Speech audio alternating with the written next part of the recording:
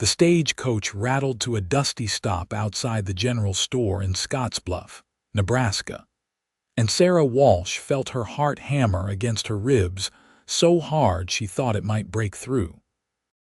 She pressed a trembling hand against her chest, trying to steady her breathing as she peered through the window at the small cluster of buildings that would somehow become her new home in this September of 1882.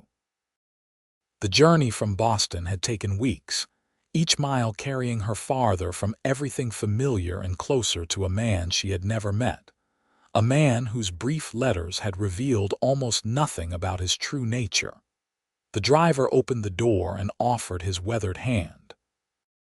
Sarah took it, stepping down onto the wooden boardwalk with legs that felt uncertain beneath her dark traveling dress. Dust coated everything here, so different from the cobblestone streets she had known all her 22 years.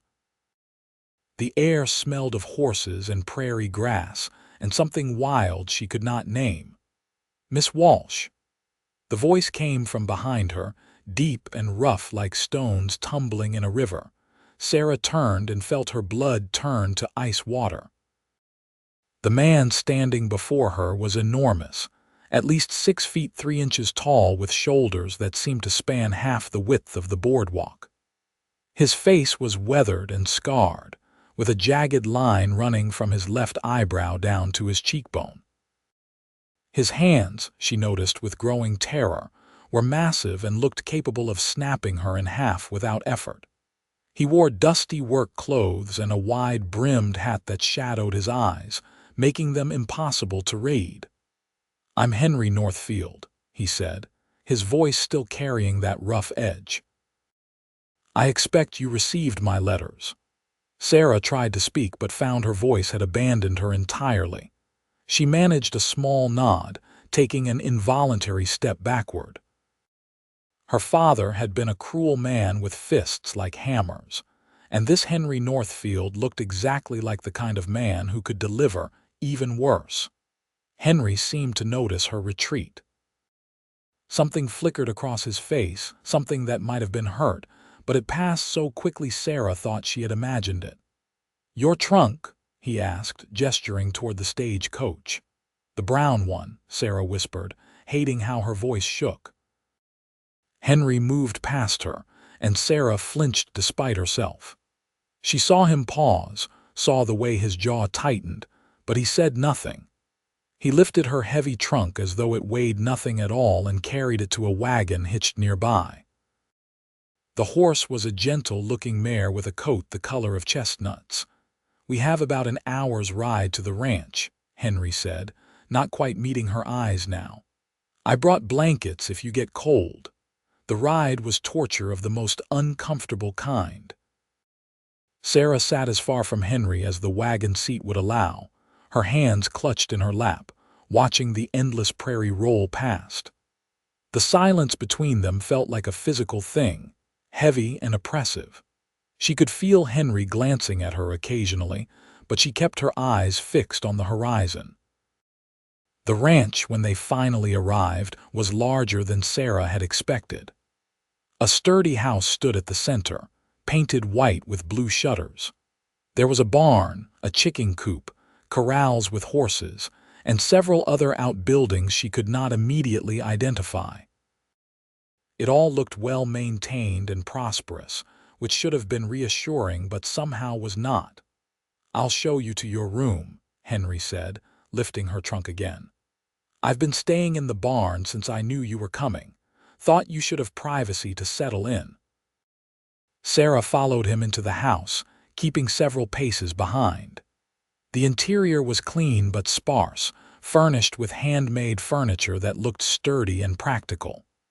There were no decorative touches, no curtains on the windows, no rugs on the wooden floors. It felt like a place where someone existed but did not truly live. The bedroom Henry showed her was small but had a real bed with a mattress, a washstand, a chest of drawers, and a window that looked out over the prairie. He set her trunk down carefully, as though it contained something precious and fragile. "I'll leave you to get settled," he said, backing toward the door. I made stew earlier. It's on the stove when you're hungry. I'll be in the barn if you need anything." He left before Sarah could respond, his footsteps heavy on the wooden floors. She heard the front door close, then silence. Sarah sat on the edge of the bed and finally allowed herself to cry. What had she done? She had fled her uncle's house in Boston, where she had lived since her parents died, because she could not bear his plans to marry her off to his business partner, a man of 50 with a reputation for cruelty toward his servants. The advertisement for a mail-order bride had seemed like salvation, a chance to start fresh in a place where no one knew her past. But looking at Henry Northfield, at his size and his scars and those massive hands, she wondered if she had merely traded one nightmare for another. The light was fading when hunger finally drove Sarah from her room.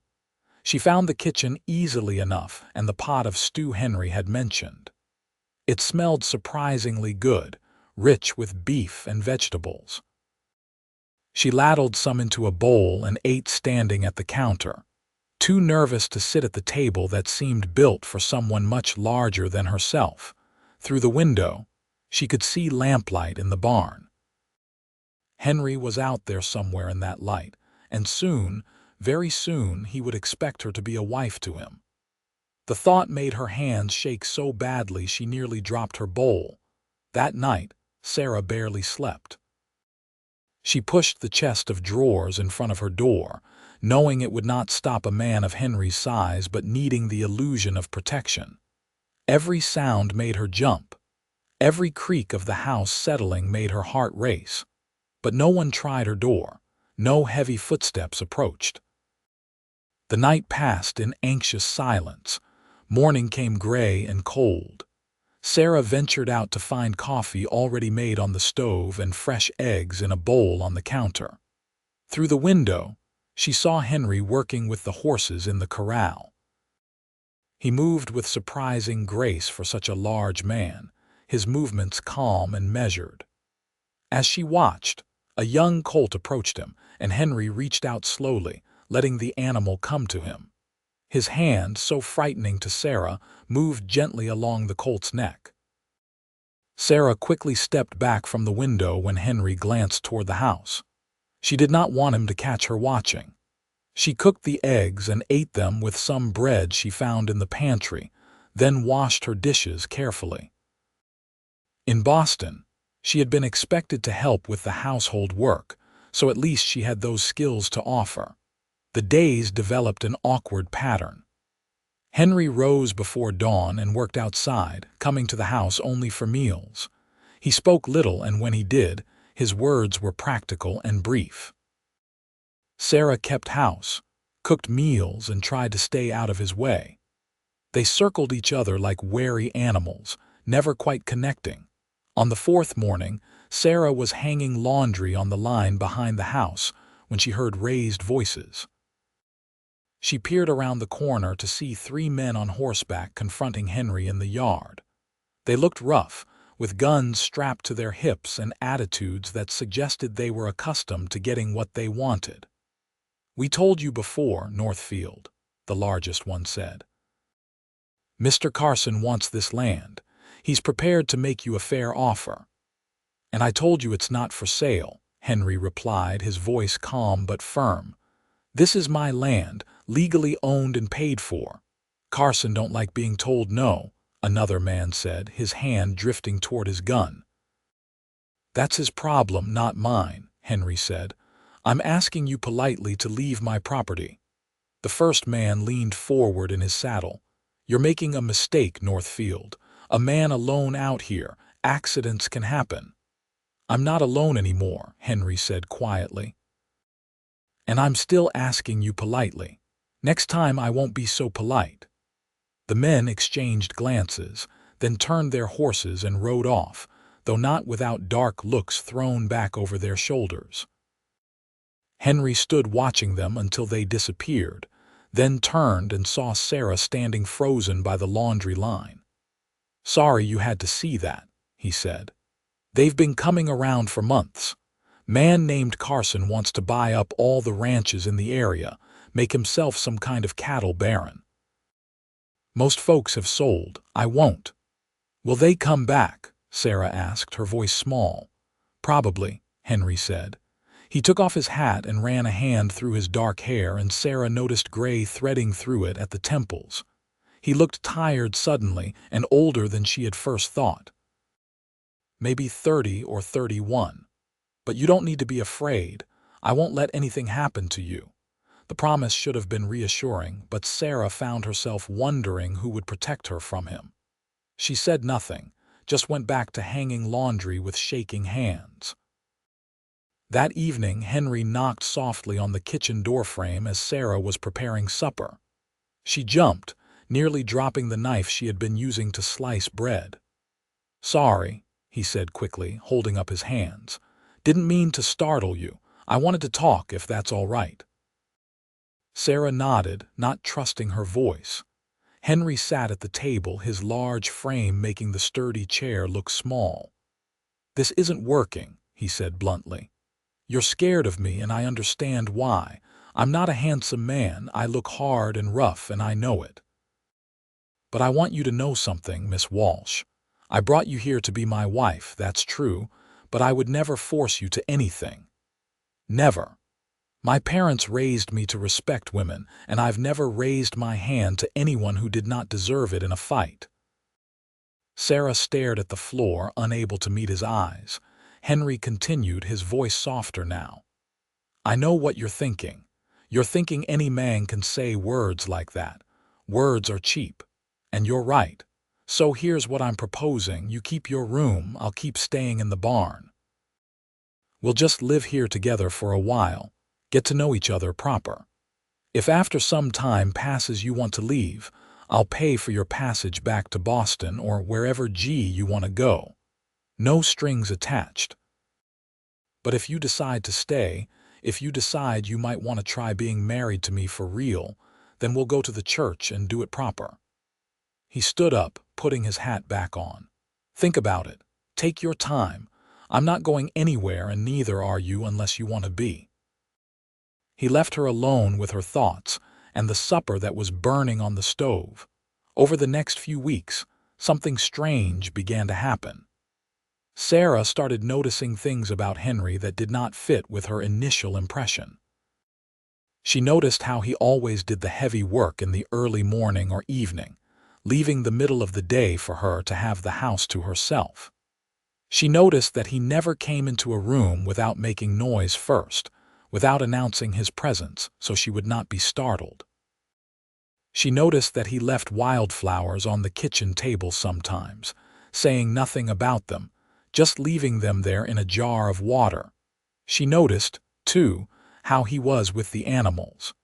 He had a way with horses that bordered on magical. Even the most skittish animals would calm under his hands. He spoke to them in a low, gentle voice, and they responded with trust.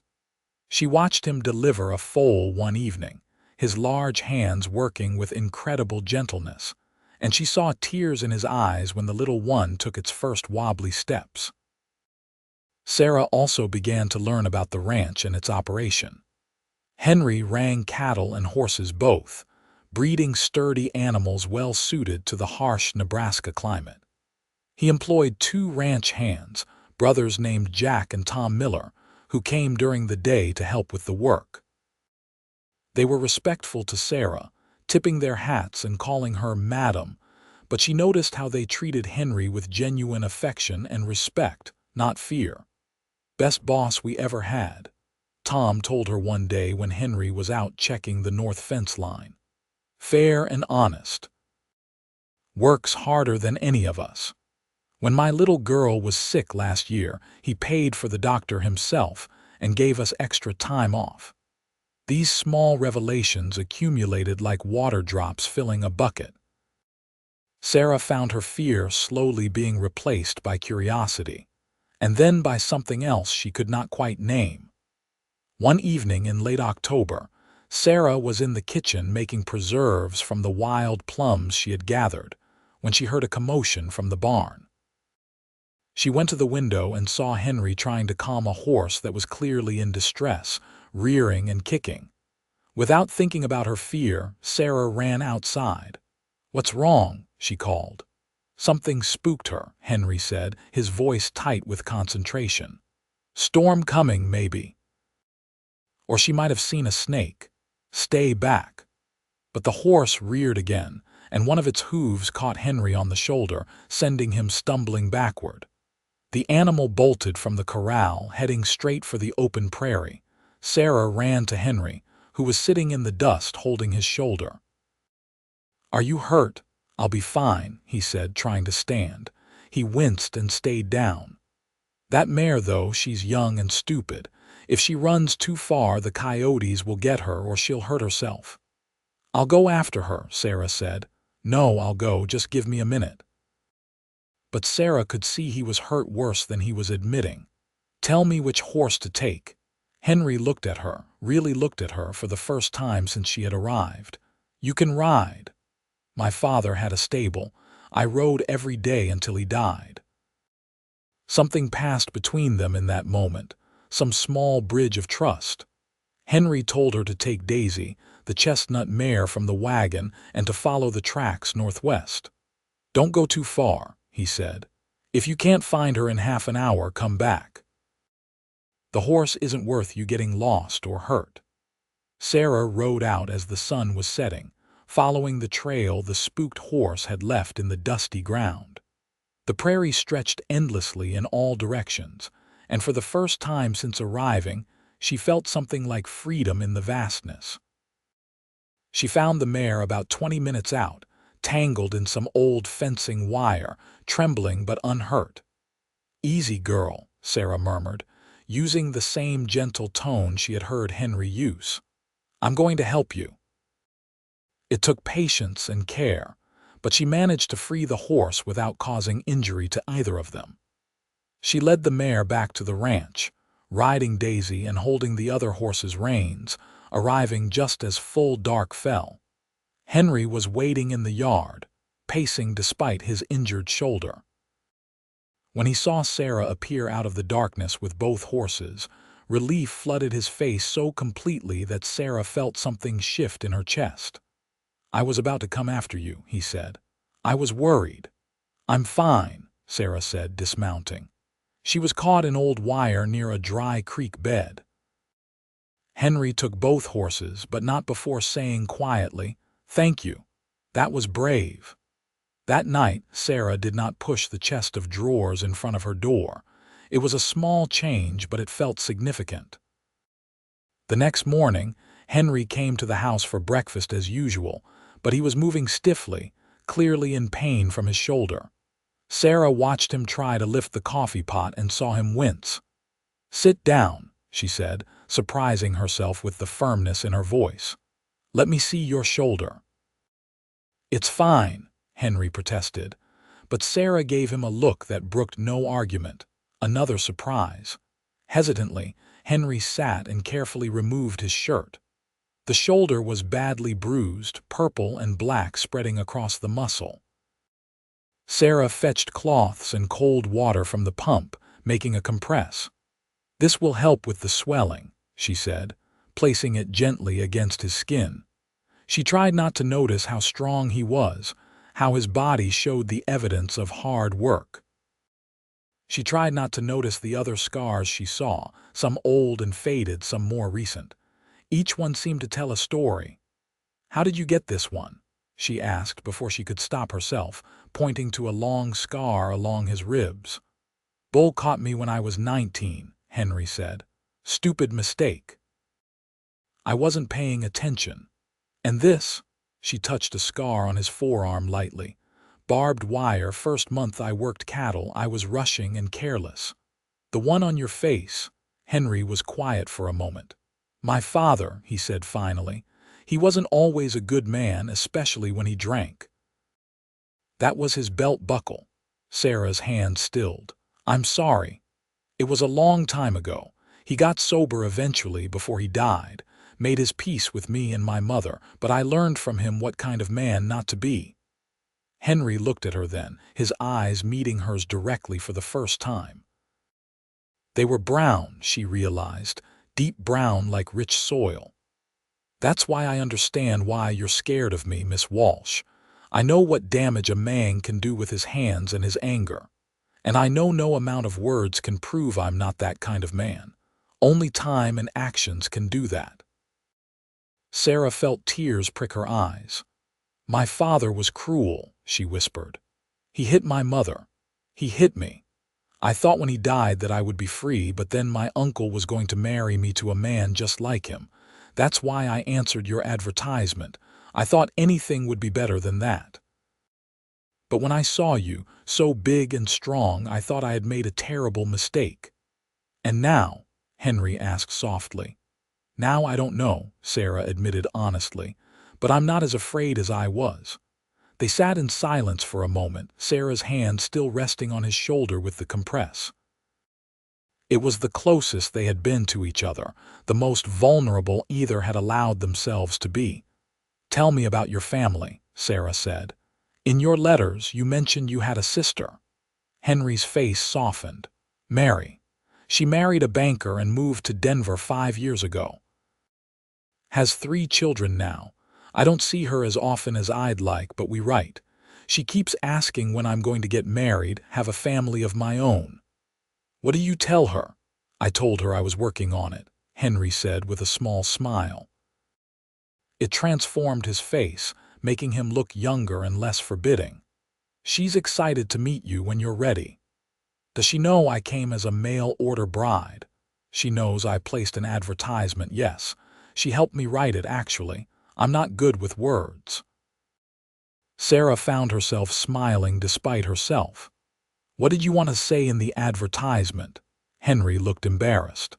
I just wanted to say need wife, have ranch, write if interested. Mary said that was too short and not romantic at all. She made me talk about what I wanted in a marriage, what I could offer.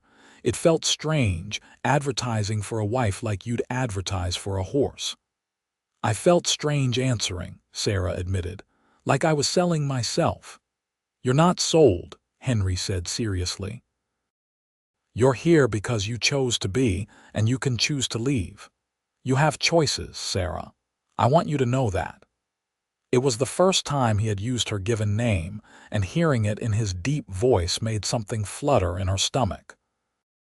Over the following weeks, Sarah and Henry developed a new routine, one that felt less like avoidance and more like a careful dance toward friendship. Henry taught her about the ranch, showing her how he kept his books, explaining his plans for expanding the horse breeding operation. Sarah began to take real pride in keeping the house, adding small touches that made it feel more like a home. She sewed curtains from fabric she bought in town, made rugs from scraps, and planted a small herb garden near the kitchen door. They began taking meals together, and conversation became easier. Henry had a dry sense of humor that surprised Sarah. He told stories about his early days trying to run the ranch, about disasters and near misses that had him laughing at his younger self's ignorance. Sarah found herself sharing stories too, about growing up in Boston, about her mother's love of music, about the books she had read and the dreams she had harbored. I always wanted to see the ocean, Henry admitted one evening as they sat on the porch watching the sun set over the prairie. I've lived my whole life in Nebraska. Farthest I've been is Denver to visit Mary. The ocean is beautiful, Sarah said. Terrifying and beautiful. Nothing like the prairie, but similar too. Both are so big they make you feel small. Maybe someday we could go together, Henry said, then quickly added, if you stay, I mean. Not trying to pressure you. I know, Sarah said softly. In mid-November, the first snow fell, and with it came trouble. The ranch hands arrived in the morning with news that several head of cattle had been stolen during the night from the northern pasture. Henry's face went hard in a way Sarah had not seen before. Carson, he said flatly. Probably his men, Jack agreed. They've been hitting the smaller ranches, trying to starve folks out so they'll sell. I'm going to town to talk to the sheriff, Henry said. Sarah, you stay here with Tom. Jack and I will be back before dark. But Sarah shook her head. I'm coming with you. It might not be safe. You said I have choices, Sarah reminded him. I choose to come with you. Henry looked at her for a long moment, then nodded. Get your coat. It's cold. The ride to Scottsbluff took longer in the snow, but Sarah did not mind. She sat beside Henry on the wagon seat, close enough that their shoulders occasionally bumped with the wagon's movement. She had stopped flinching from his proximity weeks ago, though she could not pinpoint exactly when that had changed. The sheriff's office was a small building on Main Street. Sheriff Ben Calhoun was a weathered man in his 50s who greeted Henry with obvious respect. I know about the cattle thefts, he said before Henry could speak. I know it's probably Carson's men doing it, but I can't prove anything, Henry. Carson's smart. He keeps his hands clean. So he just gets away with it. Henry's voice was tight with controlled anger. I didn't say that. I'm building a case, but it takes time.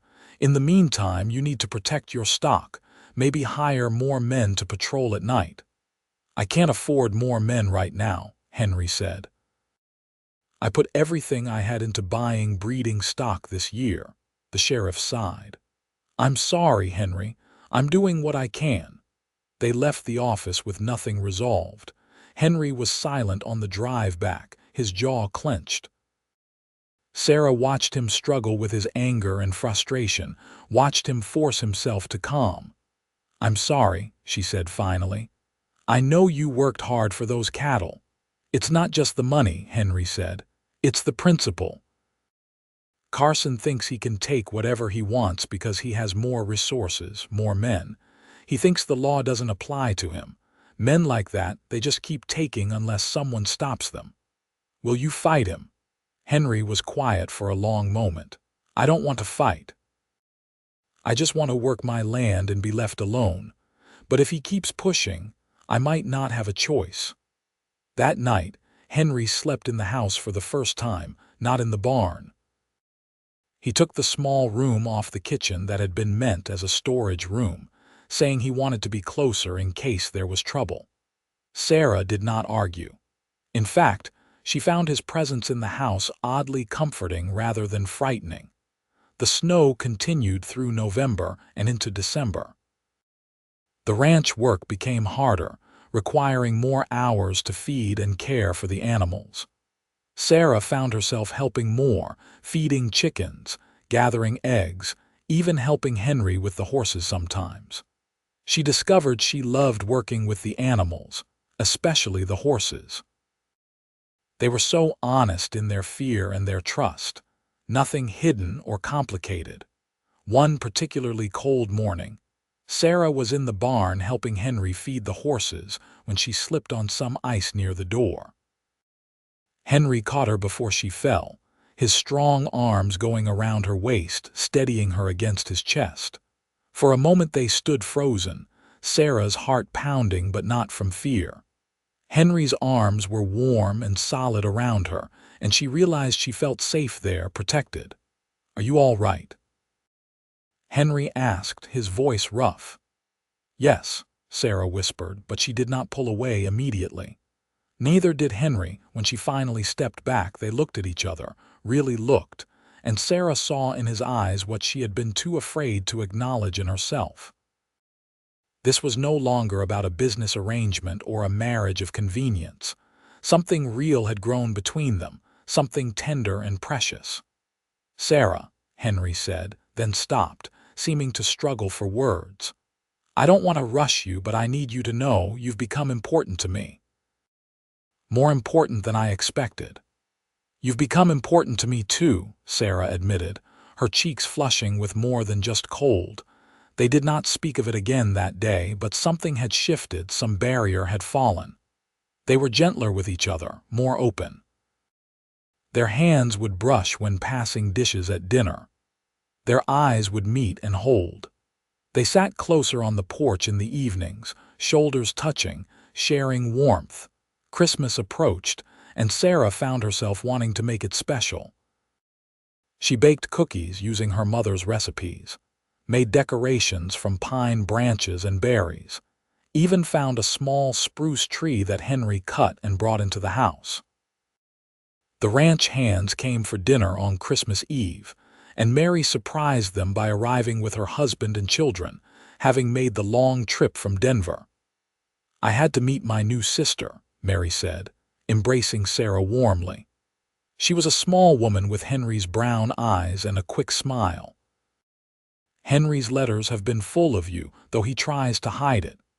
"Mary," Henry said, embarrassed. "It's true," Mary laughed.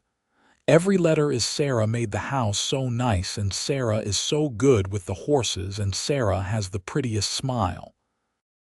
I told Harold we had to come see this miracle woman who captured my brother's heart." Sarah felt her face burn, but she was also pleased. She had not known Henry wrote about her to his sister, had not known he noticed her smile. The Christmas celebration was wonderful. The house was full of laughter and warmth, children playing, adults talking.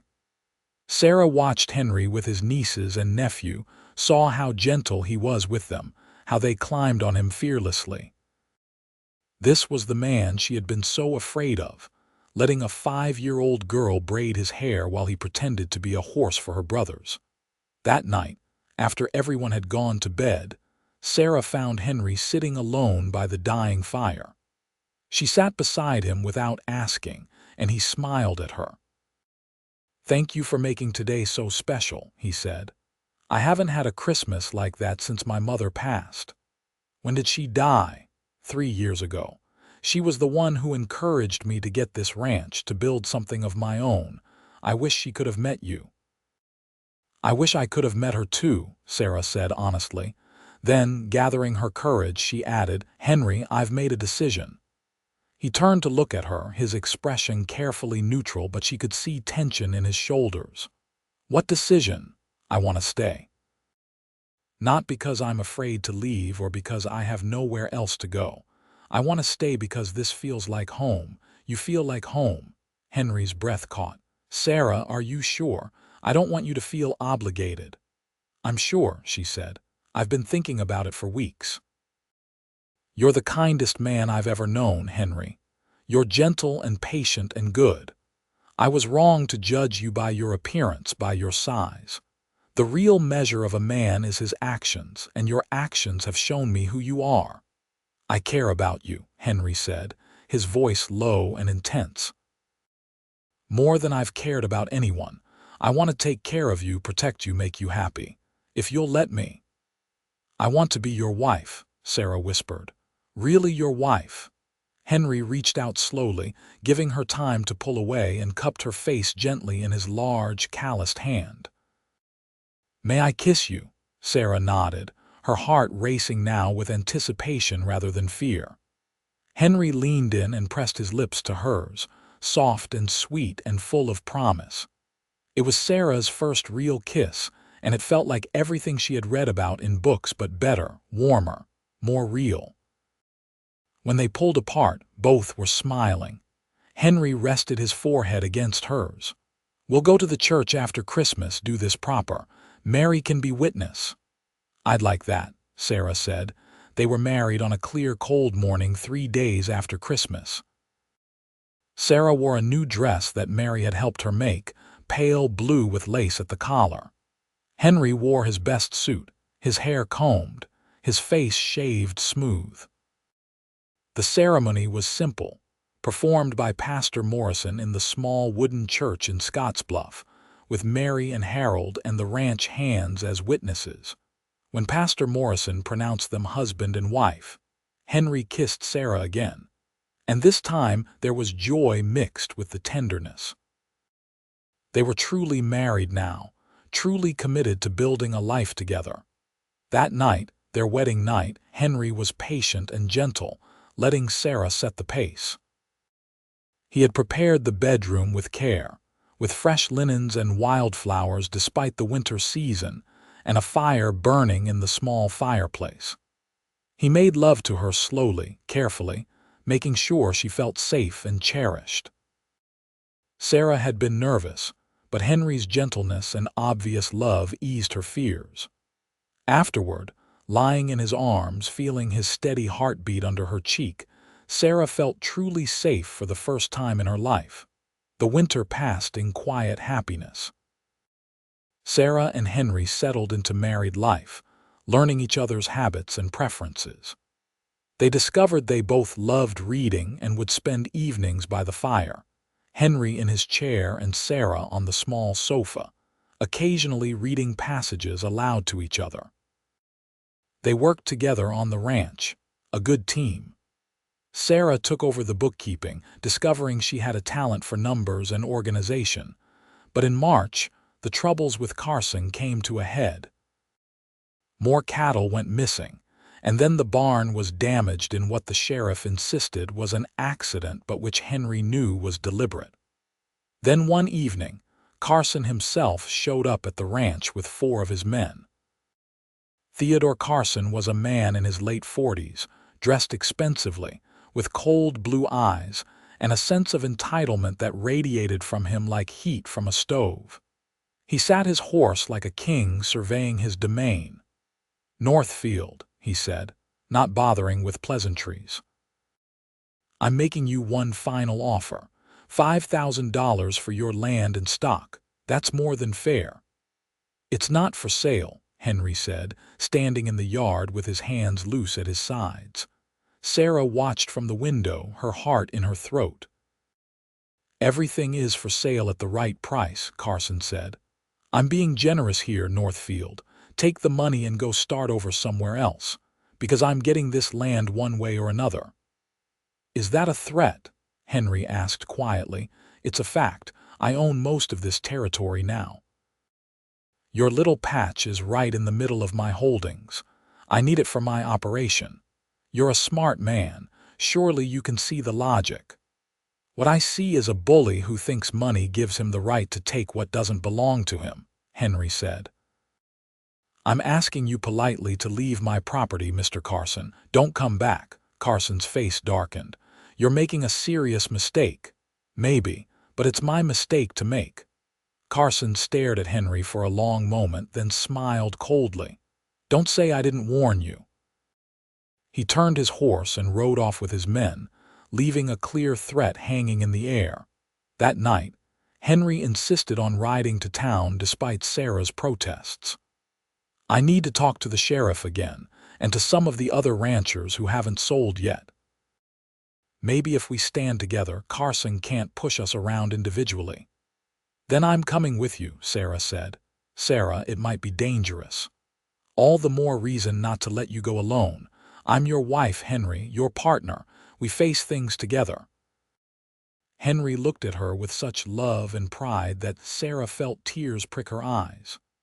"Together," he agreed. They gathered 4 other ranchers who had also resisted Carson's buyout attempts and met with Sheriff Calhoun. Together they formed a plan, pooling resources to hire additional men for protection and documenting every incident of harassment and theft. It was not much, but it was something. Over the next few weeks, tension ran high. Henry hired 2 additional men, young but capable, to help patrol the property at night. Sarah learned to shoot a rifle just in case, though Henry insisted she would never need to use it. They waited for Carson's next move. It came in late April in the form of fire. Sarah woke to the smell of smoke and Henry shaking her urgently. "The barn," he said.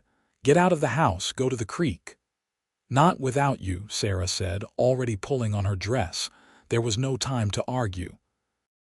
They ran outside to find the barn engulfed in flames, the horses screaming in terror.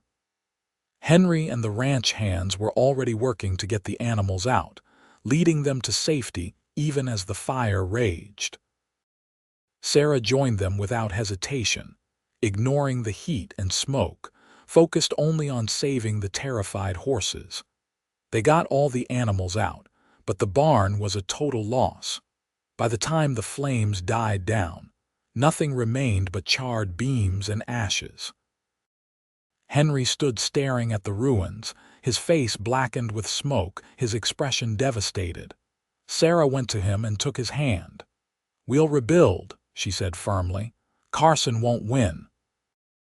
Henry looked down at her, this small woman who had been so afraid of him just months ago, now standing beside him covered in ash and smoke, her chin lifted in defiance. "How did I get so lucky?" he asked.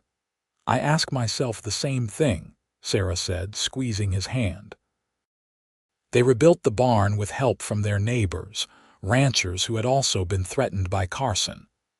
The community came together, bringing lumber and supplies, donating labor.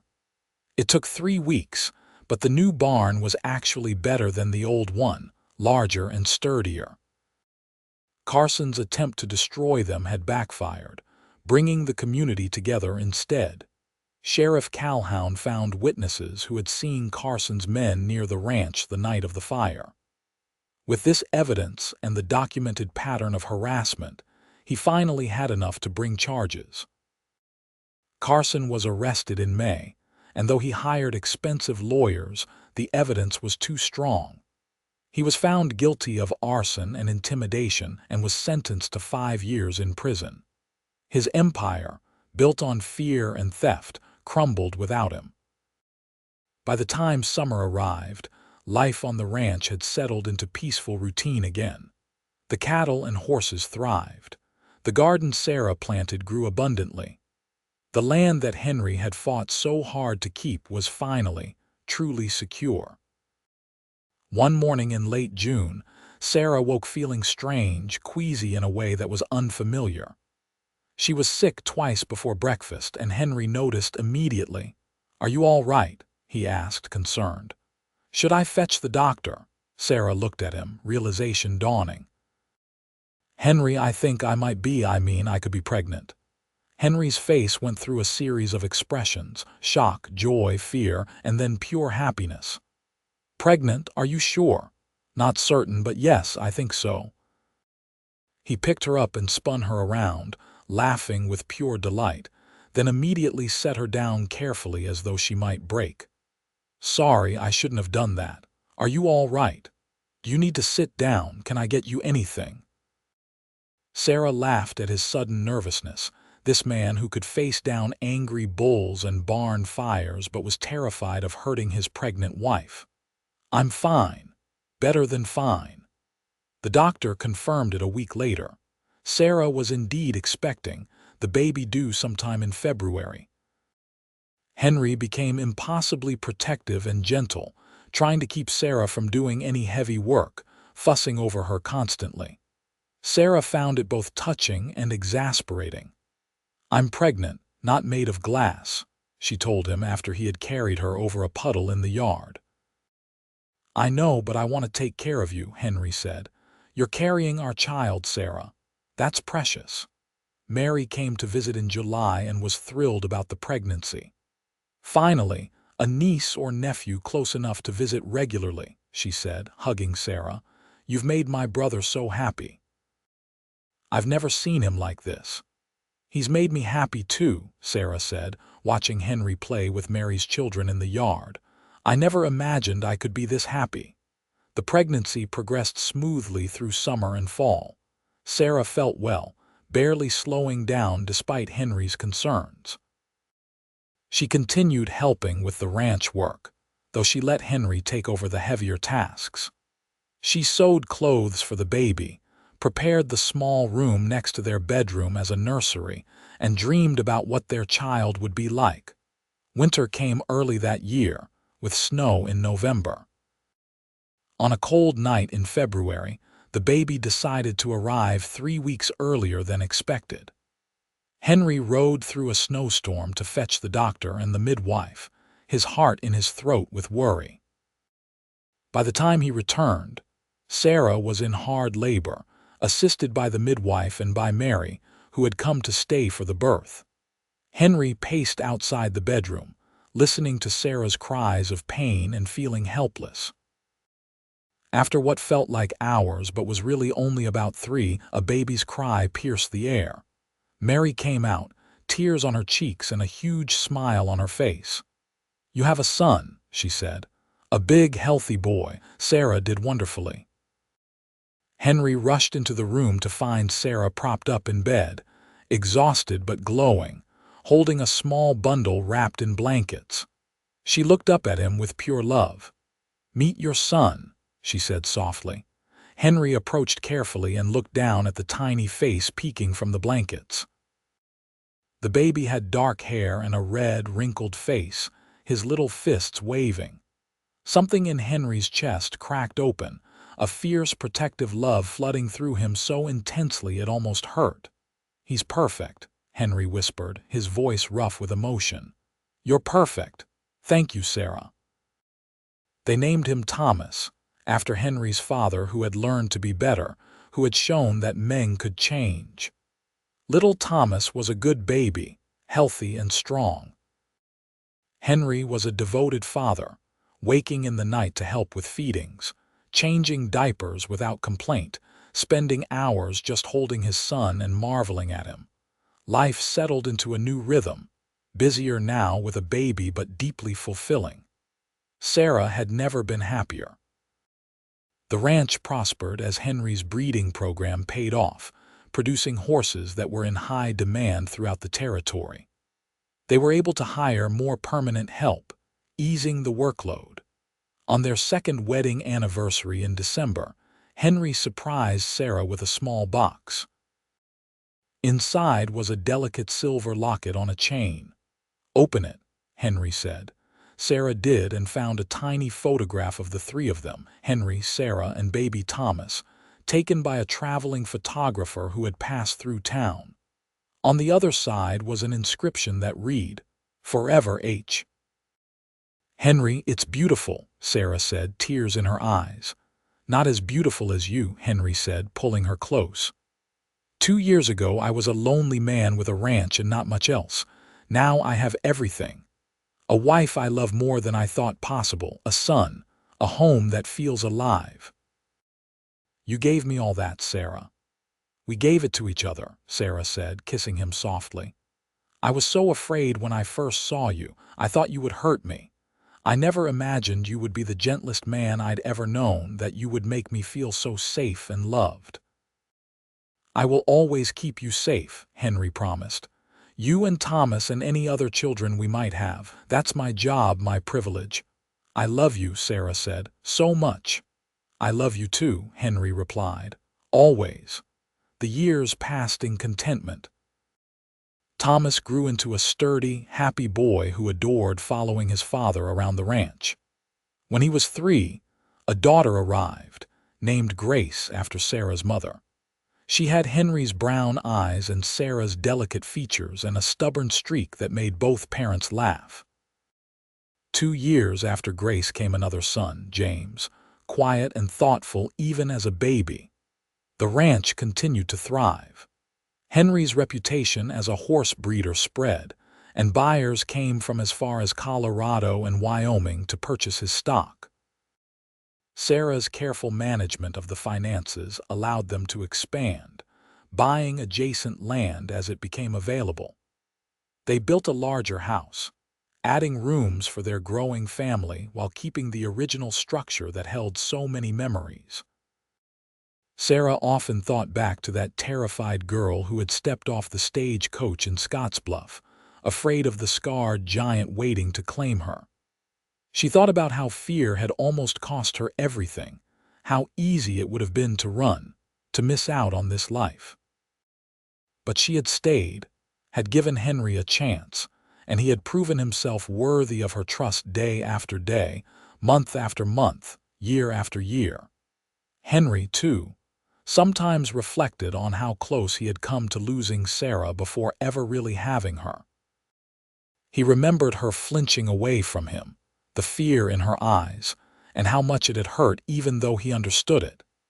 He remembered deciding to be patient, to let her come to him in her own time, and how that patience had been rewarded beyond measure.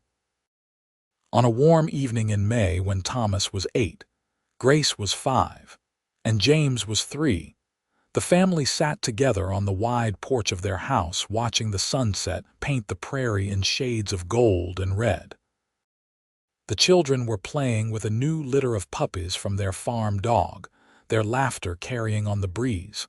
Sarah leaned against Henry's shoulder, his arm around her, comfortable in the easy intimacy of long marriage. "Are you happy?" she asked, though she knew the answer.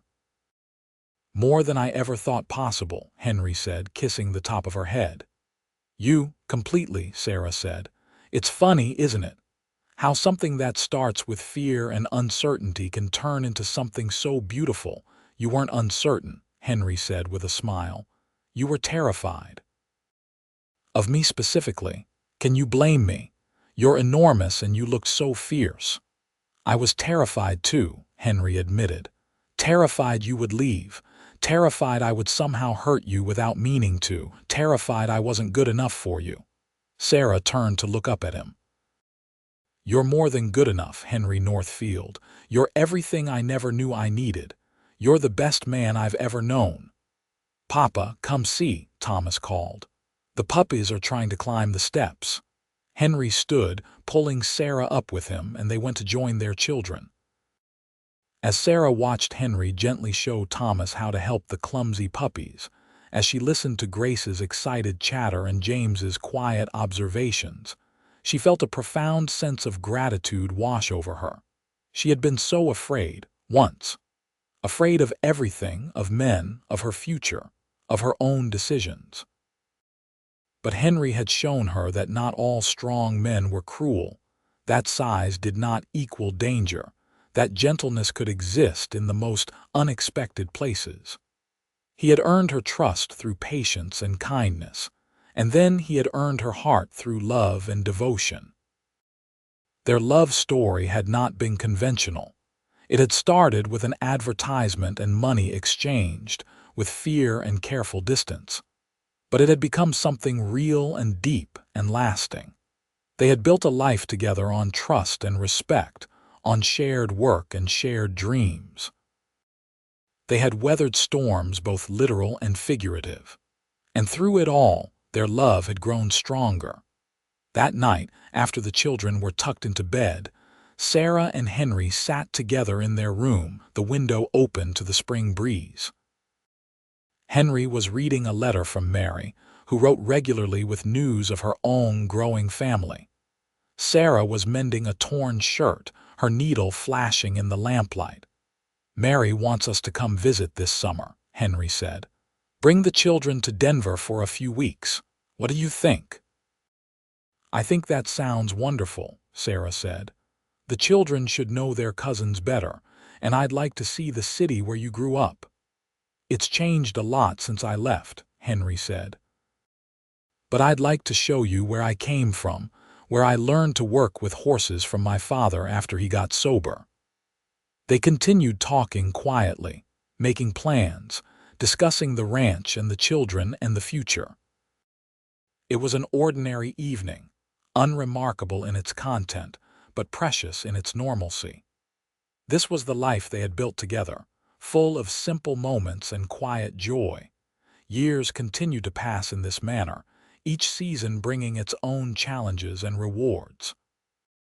Thomas grew into a fine young man who loved the ranch as much as his father did, already skilled with horses at 15.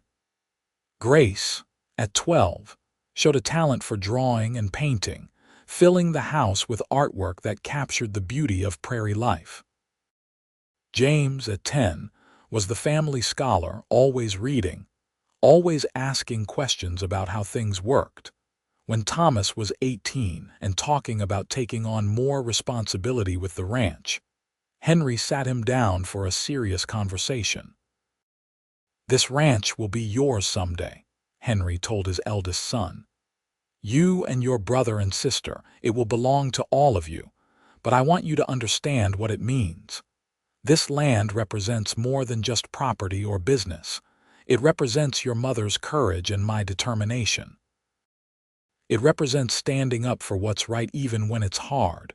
It represents building something with your own hands and protecting it." "I understand, Papa," Thomas said seriously. You've taught me well, both you and Mama. Your mother is the strongest person I know, Henry said. When she came here, she was so afraid, but she faced her fear. She chose to trust when trust had been betrayed before. That takes real courage. How did you know she was the one? Thomas asked. How did you know you loved her? Henry smiled. I knew when I realized that her happiness had become more important to me than my own. When I found myself trying to be a better man just because it would make her smile. When I understood that I would do anything, give up anything, to keep her safe and loved. That's how I feel about Elizabeth, Thomas admitted, referring to the daughter of a neighboring rancher he had been courting. Then you understand, Henry said. Love isn't just feeling, son. It's choosing every day to put someone else first.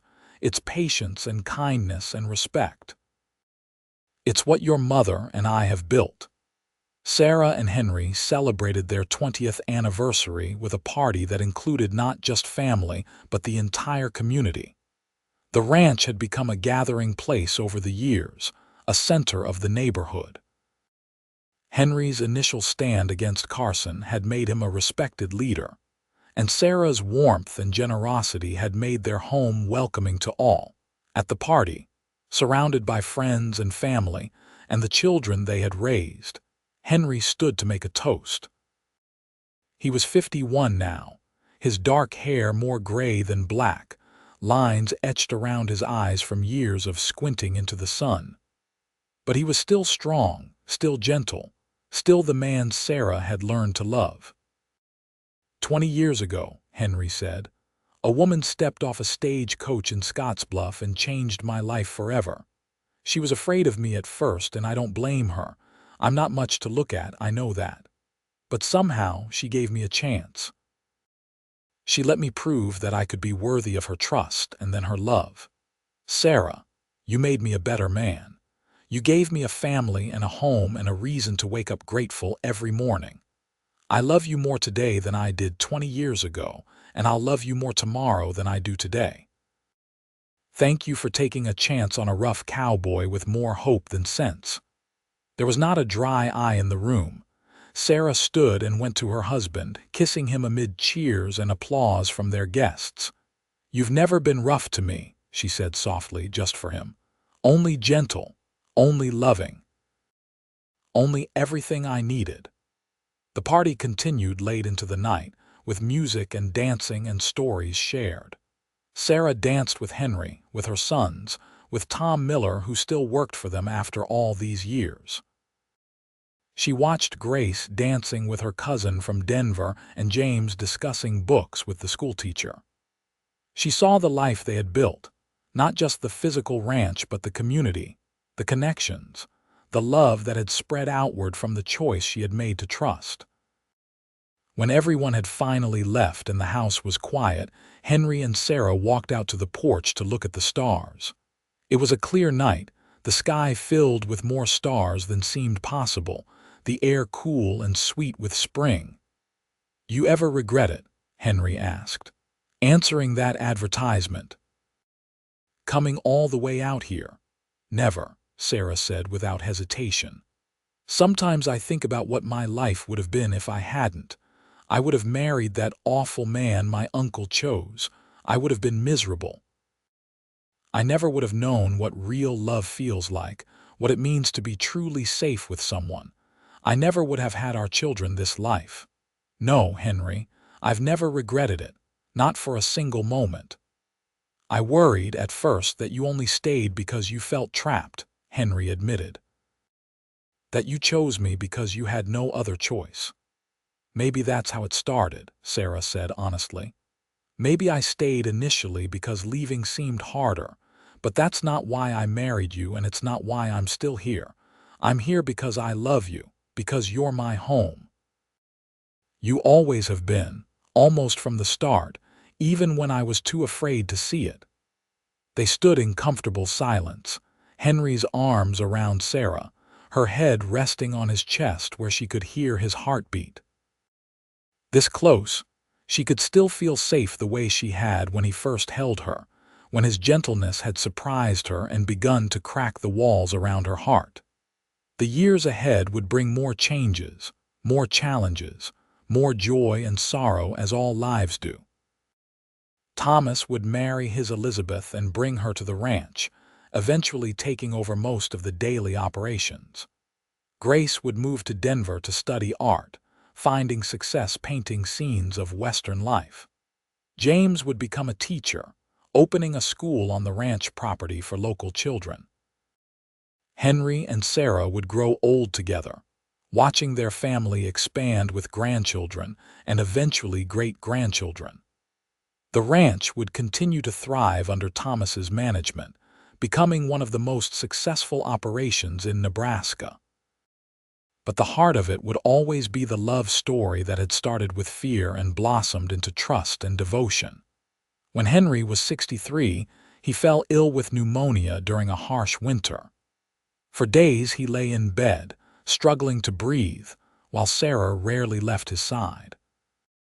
The doctor was not optimistic, but Sarah refused to give up hope.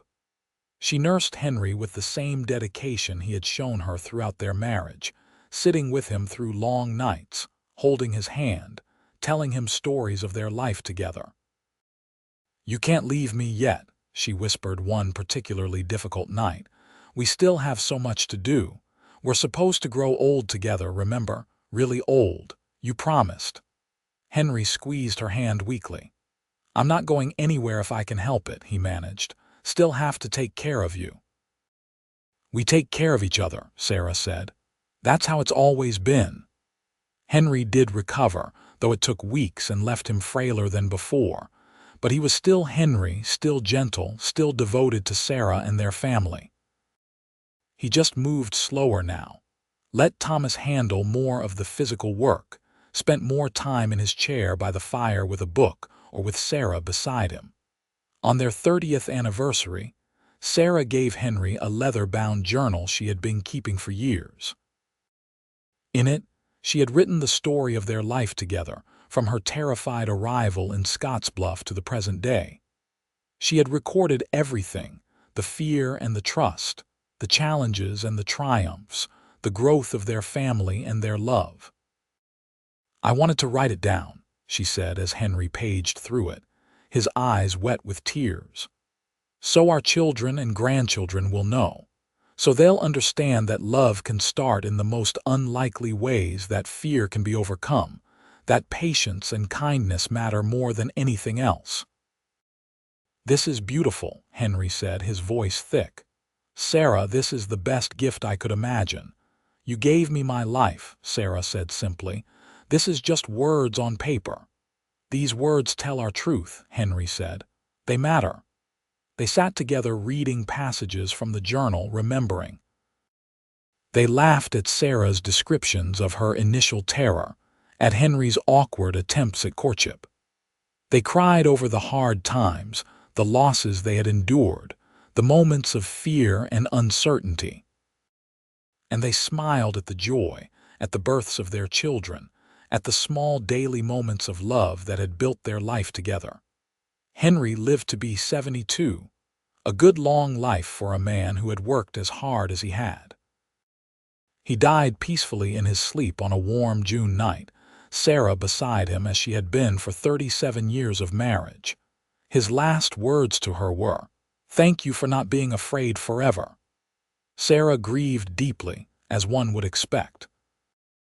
The man who had been her partner, her love, her safe harbor was gone. But she also felt grateful. Grateful for the years they had shared, for the love they had built, for the family they had created. She had his children and grandchildren around her, proof of the life they had made. She had her memories, both in her heart and written in her journal. She lived another 8 years, staying on the ranch with Thomas and his family, watching her grandchildren grow, adding to her journal with stories of Henry she did not want forgotten. She told anyone who would listen about the gentle cowboy who had earned her trust and her heart, who had shown her that real love was patient and kind and steady. When Sarah died at 76, she was buried next to Henry in the small cemetery overlooking the ranch they had built together. Their graves were marked with simple stones, but the real monument to their love was the thriving ranch, the family they had created, the community they had served, and the story Sarah had written that would be passed down through generations. Their great-grandchildren would read about the frightened young woman who came west as a mail-order bride, and the scarred cowboy who loved her with patience and gentleness until she could love him back. They would learn that love is not always immediate, that trust must sometimes be earned, that the strongest bonds are built slowly through consistent kindness and respect. And sometimes, on clear nights when the stars filled the Nebraska sky, family members claimed they could feel Henry and Sarah's presence on the old porch, sitting together as they had so many evenings, watching over the land and the family they had fought so hard to build, still together even in death as they had been in life. Two hearts that had found each other against the odds and had never let go.